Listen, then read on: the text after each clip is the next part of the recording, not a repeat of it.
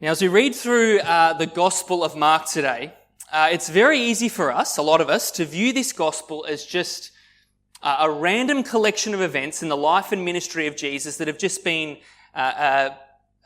bunched together into one book by Mark. And therefore, if we view the Gospel of Mark in this way, then we'll also probably most likely view this particular miracle in that same way.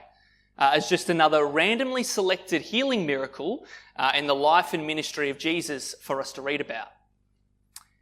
However, if we can remember back to the beginning of Mark's Gospel, this writer named Mark actually has a purpose behind why he wrote his particular Gospel. A purpose that is specifically all about showing his readers who Jesus really is. And therefore, if that's his purpose, Mark hasn't therefore just bunched together random events throughout the life of ministry into just one big bundle and then gone just, there you go, world, here's another narrative of Jesus' life for you. No, Mark has carefully chosen only those miracles, only those events that have aided his purpose. And when we today start to look deeper into this particular miracle here of Jesus healing a deaf and mute man, we start to see why Mark picked this particular healing miracle to choose for his gospel rather than the many other thousands of miracles that he could have chosen instead. And that is because it is this particular healing miracle that aids Mark's purpose in showing us who Jesus really is. And it does that. It does that because it shows us here in this very passage a fulfillment of Old Testament prophecy. It shows us a fulfillment of Old Testament prophecy that points to who Jesus really is. What we're going to see today is that this particular healing miracle here in this passage today is not just another random addition. All right, let's open to the opening verse of our passage. Let's read verse 31 together. Then Jesus left the vicinity of Tyre and went through Sidon, down to the Sea of Galilee and into the region of the Decapolis. Now, what I highlighted last time was that from the time Jesus began his ministry back in Mark chapter 1, verse 14, all the way through to Mark chapter 7, verse 23, it has all been about Jesus' Galilean ministry. And that is because every single event that we've actually read about so far in the first 7 chapters of Mark's Gospel have actually all taken place in and around the region of Galilee.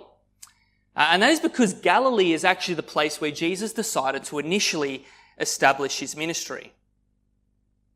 However, what we noticed last time in the previous passage to this one was that for the very first time in Mark's Gospel, Jesus and his disciples leave Galilee completely in order to travel to a completely different place. Verse 24 in the previous passage to this one told us that Jesus and his disciples left Galilee in order to travel to a place called Tyre, which was a place that wasn't just outside the region of Galilee, but was also a place that was outside of the country of Israel as well. Like I mentioned last time, Tyre was not part of the country of Israel. No, it was part of a Gentile country called Phoenicia, which is actually modern Lebanon today. And now what we're seeing here in the beginning of our passage here today in verse 31 is that instead of Jesus just, making a short trip to Tyre here and then returning back to Israel again, what we see is that Jesus here continues to travel to other Gentile places too, that are also outside of the country of Israel. It says here that he, quote, left Tyre and went through Sidon, another Gentile place. And then after travelling through Sidon, it then says here that he travelled, quote, into the region of the Decapolis. Now, as a map of Israel comes up on the screen, we can actually go ahead and track Jesus' journey here. First of all, we see Galilee there in Israel, where every single event in Mark's Gospel has taken place. Jesus then, for the very first time in Mark's Gospel, leaves Galilee in order to travel north to a place called Tyre, which we talked about last time. And then after that, he travels even more north to a place called Sidon. And then after that, it then says here in the last part of this verse that he travels all the way back down to a place called the Decapolis, which, as you can see, is actually east of the country of Israel. And it's actually the Decapolis where Jesus and his disciples currently are located here in the opening verse of our passage here. So what happens when Jesus and his disciples first arrive here in the Decapolis? Well, let's read verse 32. There some people brought to him a man who was deaf and could hardly talk, and they begged Jesus to place his hand on him. What is amazing to see here is that even though Jesus is now in foreign territory amongst Gentiles, even though Jesus is now in a place where he isn't as well known, it still didn't change the circumstances, did it? Didn't change the circumstances. Verse 32 says here that people still flocked in to see Jesus. How many people flocked in to see Jesus here? Was it just this small group of people here that's named in verse 32? No. The very next verse, in verse 33, flat out tells us that it was a, quote, crowd. It was a crowd. How big was this crowd? Well, according to Matthew's account of this event in Matthew chapter 15, verse 30, he calls it a, quote, great crowd. There was a great crowd of people who flocked around Jesus here on this particular day in this Gentile place called the Decapolis. Now, yes, at this stage of Jesus' ministry, Jesus is probably already a worldwide phenomenon across the globe. However, this great crowd of Gentile people here in the Decapolis, being outside of Israel, still had to hear about him somehow, didn't they? How did all these Gentile people here in the Decapolis first hear about Jesus? Well, if we can remember back to that story in Mark chapter 5, Mark actually gives us a big clue there, doesn't he? Because back in Mark chapter 5, when Jesus arrives at the shore of the Sea of Galilee by boat and then steps out onto the shore, the first thing he does in that story is he heals a demon-possessed man. A man who once healed clearly showed signs that he had all of a sudden come into a saving faith in Jesus. And this man's faith was so strong that he, there and then, wanted to just leave everything behind. He just wanted to drop everything in order to follow Jesus wherever Jesus went. However, if we can remember back to that story in Mark chapter 5, Jesus doesn't allow that man to do that, does he? No, Jesus has other plans for this man. In that story, Jesus instead calls this particular man to a life of ministry. And what was that particular ministry that Jesus called this man to? Well, let's head back to that story and read what ministry Jesus called this man to. Mark chapter 5, verses 19 to 20. Jesus said, "Go home to your own people and tell them how much the Lord has done for you and how he has had mercy on you." So the man went away and began to tell in the Decapolis how much Jesus had done for him, and all the people were amazed. That right there is why we're now seeing a great crowd of people in our passage today flocking to see Jesus when he first arrives. Purely because one man only months earlier went around telling all these Gentile people here in the Decapolis about Jesus and what Jesus had done for him. That's it. This man had one story to tell, and he told it. You see, evangelism is not just a calling for only a small group of Christians. A lot of us today think that a person can, only be called to evangelism if they're confident, good with their words, knowledgeable of the Bible, and in connection with, or in possession of many connections in their life. But that's just not the case, is it? The Great Commission in Matthew chapter 28 wasn't just a commission for just the apostles in that time. It wasn't just a commission for some Christians. Now, the commission in Matthew 28 was for all Christians throughout the Christian era, no matter how incompetent we think we are. And the very fact that Jesus calls this particular man here, of all people, to an evangelistic ministry proves just that, doesn't it? Because if we can remember back to that story in Mark chapter 5, from the descriptions given about this man in Mark 5, this man was demon-possessed for what seems to be a very long time. This man also lived in a tomb all by himself because no one wanted to go near him, let alone be friends with him.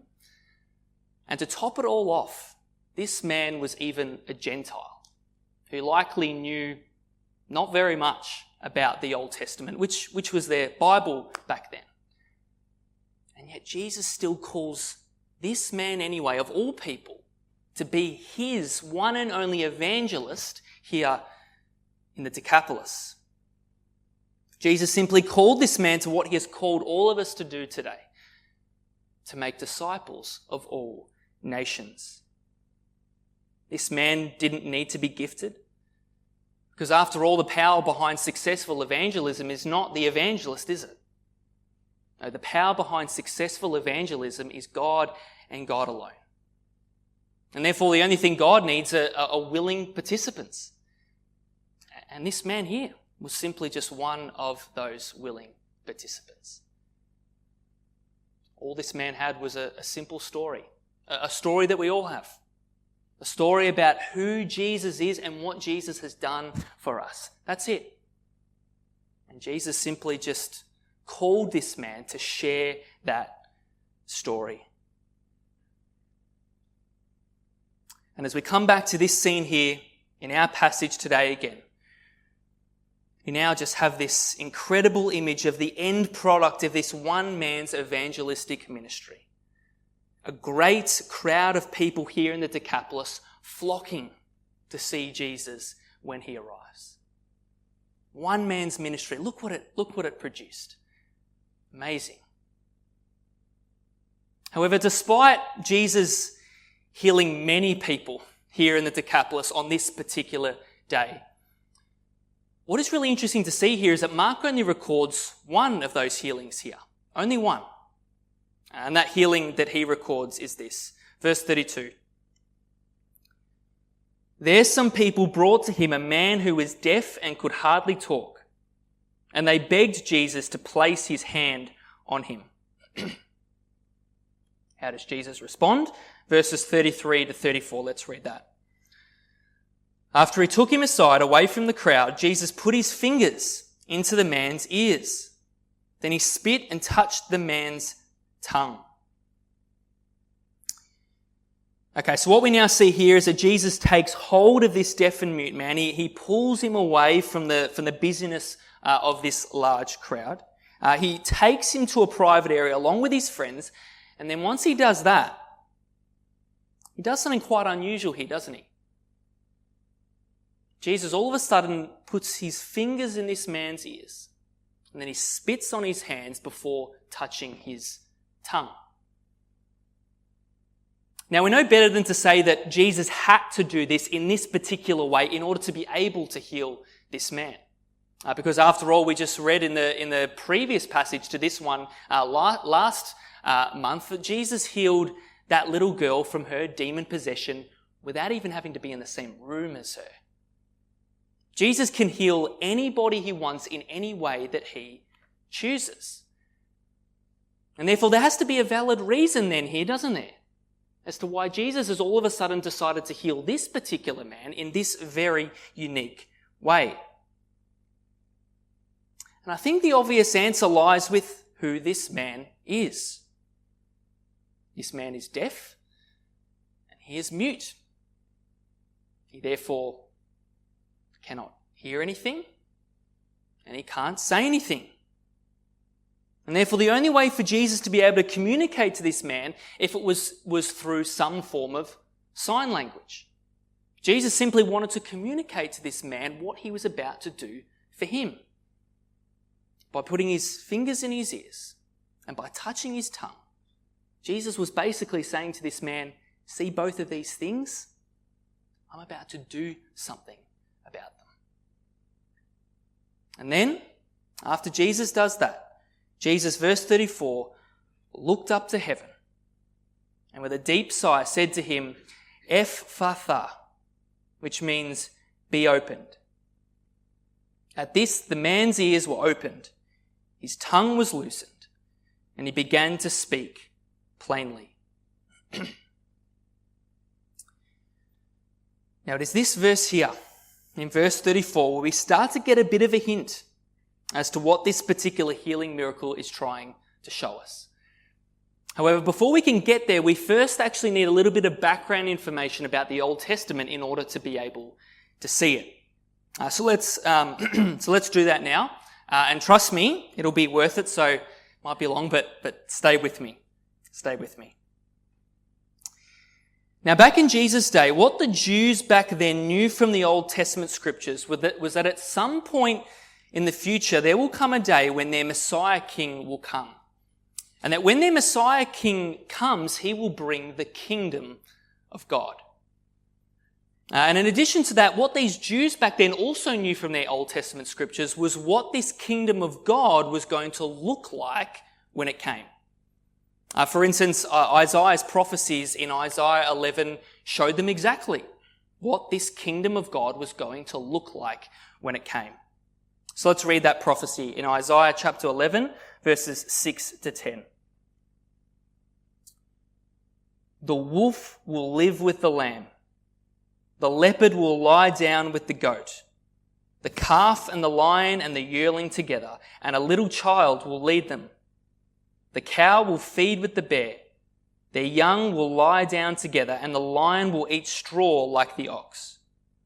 The infant will play near the cobra's den, and the young child will put its hand into the viper's nest. They will neither harm nor destroy on all my holy mountain. For the earth will be filled with the knowledge of the Lord as the waters cover the sea. In that day, the root of Jesse, which is another name for the Messiah King, will stand as a banner for the peoples. The nations will rally to him, and his resting place will be glorious. Okay, so what God was trying to show the Jews back then through this prophecy here from Isaiah was that when this Messiah King eventually comes to bring the kingdom of God for his people, this is what it will look like. It says here that even the wolf will live with the lamb, and that even the infant child will play near the cobra's den. What this image here is basically saying is that the kingdom of God will be a place where there'll be no more death, no more killing, complete peace. And that according to the last line here, it says that this resting place of the Messiah King will be glorious. It will be glorious. However, Isaiah doesn't stop there. 24 chapters later in this same book of Isaiah, Isaiah continues to provide the Jews with even more descriptions on what this kingdom of God will look like when it comes. He says this in Isaiah chapter 35, verses 5 to 6 and 8 to 10. Then will the eyes of the blind be opened, and the ears of the deaf unstopped. Then will the lame leap like a deer, and the mute tongue shout for joy. Water will gush forth in the wilderness and streams in the desert, and a highway will be there. It'll be called the way of holiness. It'll be for those who walk on that way. But only the redeemed will walk there, and those the Lord has rescued will return. They will enter Zion with singing. Everlasting joy will crown their heads. Gladness and joy will overtake them, and sorrow and sighing will flee away. Again, this is another description on what the kingdom of God will look like when the Messiah King comes to set it up. The first line says here that there'll be no more blindness, no more deafness, no more lameness, and no more muteness. Basically, no more disabilities or sicknesses anymore for good. And then in the last line here of this passage, it also says that even, quote, sorrow and sighing will flee away. No more tears. This is what the kingdom of God will look like when the Messiah King comes to set it up. Now, as one continues to read through the rest of this book of Isaiah, especially Isaiah 65, it actually becomes quite clear that these two prophecies from Isaiah that we've just read are prophecies that point specifically to the fullness of the kingdom of God in the new heaven and new earth. And therefore, when these Jews back in Jesus' time read these prophecies in Isaiah for themselves, they therefore naturally assumed that as soon as the Messiah King came to set up this particular kingdom, they thought that they were going to see the fullness of it in the new heaven and new earth straight away, immediately. Naturally, based off these prophecies, that's just what they all assumed. And then, all of a sudden, after centuries of waiting, the Jews back in Jesus' time all of a sudden hear a man named Jesus say these particular words near the beginning of his ministry. Mark chapter 1 verse 15, Jesus says this,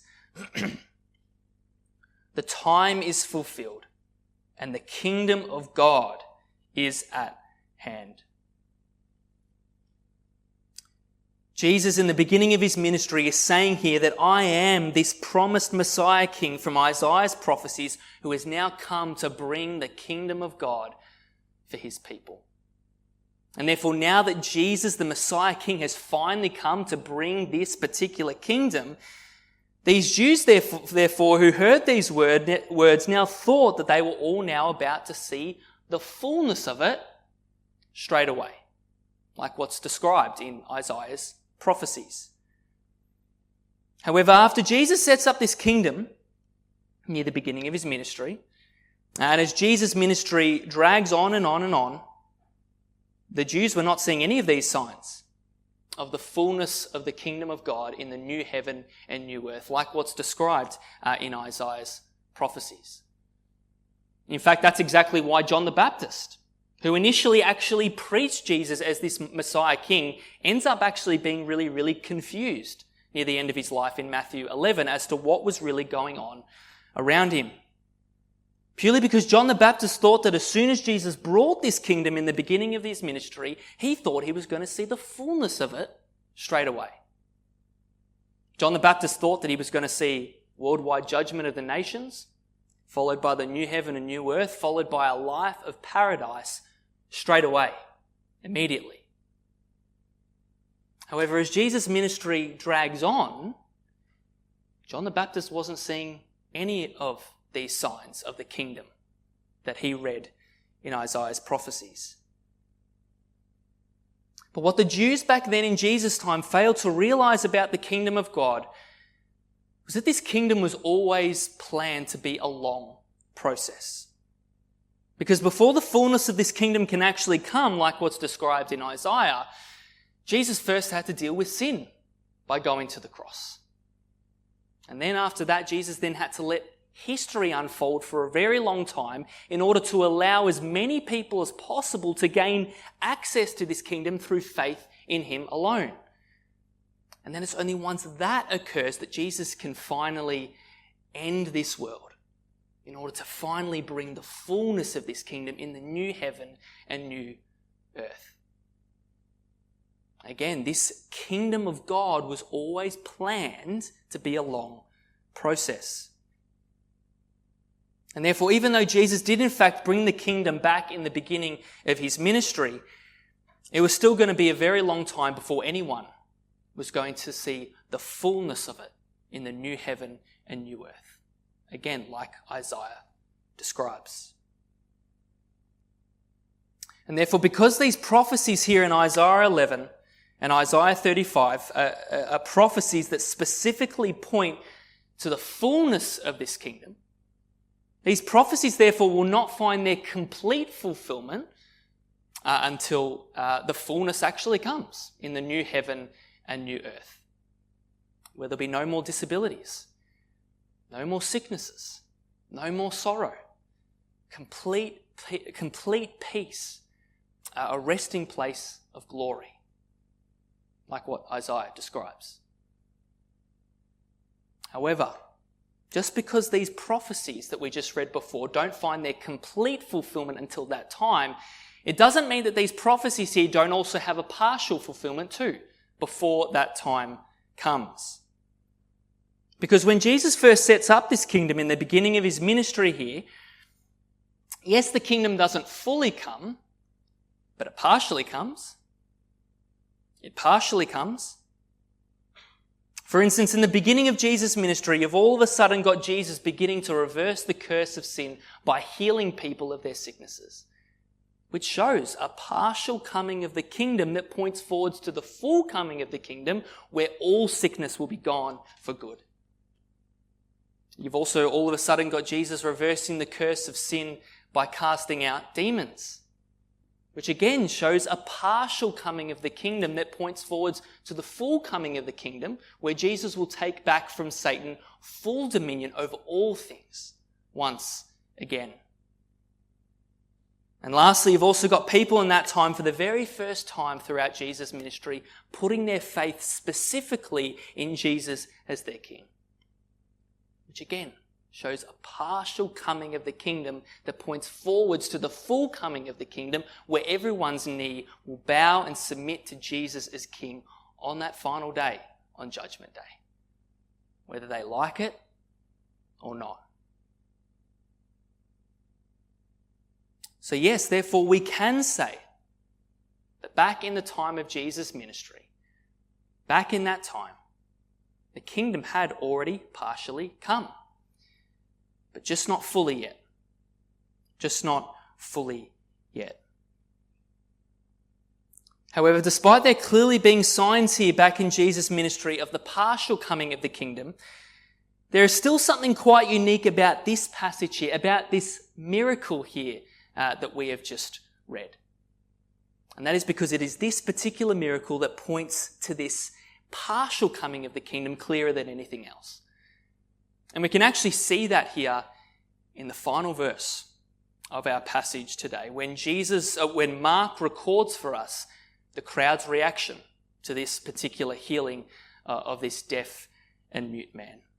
Let's read the crowd's reaction, verse 37.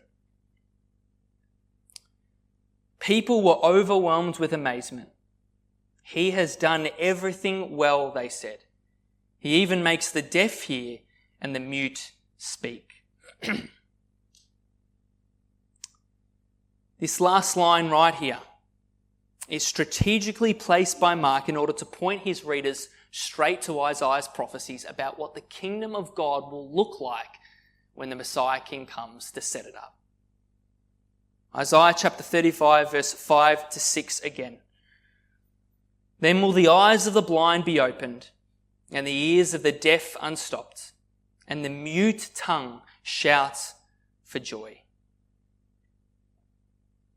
Now, yes, as we mentioned before, this prophecy here in Isaiah ultimately points to the fullness of the kingdom in the new heaven and new earth, when all deafness and all muteness will be gone for good.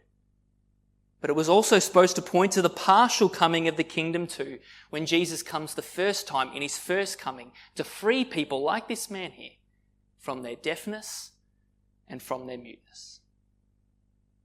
Jesus is healing this particular man here of his deafness and from his muteness because he's wanting to show the world that he is the fulfillment of Isaiah's prophecies. He's wanting to show the world here that he is this Messiah King from Isaiah's prophecies, and that he has brought the kingdom of God already for his people.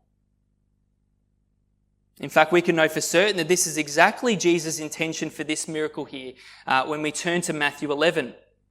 Because in Matthew 11, like I mentioned before, John the Baptist near the end of his life was starting to get very, very confused. And again, the reason why John the Baptist was getting very, very confused was because he wasn't seeing any of the signs of the kingdom that Isaiah described in his prophecies. However, how did Jesus respond? Or what does Jesus do, I guess, in response to John the Baptist's confusion? What does Jesus point John to? Jesus points John in Matthew 11 specifically to Isaiah chapter 35, verses 5 to 6. He points John to how his miracles actually do fulfill Isaiah's prophecies about the kingdom of God. He points John to how his miracles do in fact testify to not only his identity as the Messiah King, but to also to the fact that this kingdom that John the Baptist is supposedly waiting for has actually already partially come. What Jesus is basically saying to John here is John, look at my miracles. Look at the evidence. The kingdom of God has partially come. Not fully like you expected. That will take time, John. But John, look. The kingdom has still partially come. John, I am this Messiah King from Isaiah's prophecies, and I have brought the kingdom of God. Don't doubt me, John. Don't doubt me. The reason why Mark has placed this miracle here in his gospel of Jesus healing this deaf and mute man wasn't just because it was randomly selected. It wasn't just to fill an empty space in his gospel. No, it was specifically placed here by Mark in order to aid his purpose. It was specifically placed here by Mark in order to point to who Jesus really is. The Messiah King from Isaiah's prophecies, who has come to bring the kingdom of God. And even though we here today are still yet to see this fullness of the kingdom of God in the new heaven and new earth that Isaiah describes, how great is it that this is still our future hope? How great is it that we can look back on Jesus' ministry, the cross and the resurrection, and have the assurance that just like how Jesus was faithful to fulfill all of those prophecies about his first coming, so too he will also be faithful to fulfill all those prophecies in Isaiah about his second coming too. When the fullness of this kingdom will finally come in the future new heaven and new earth. We simply just need to be patient. Like how Jesus encourages John the Baptist in Matthew 11. We simply need to live in light, the rest of our lives in light of that incredible future hope and use it as our strength.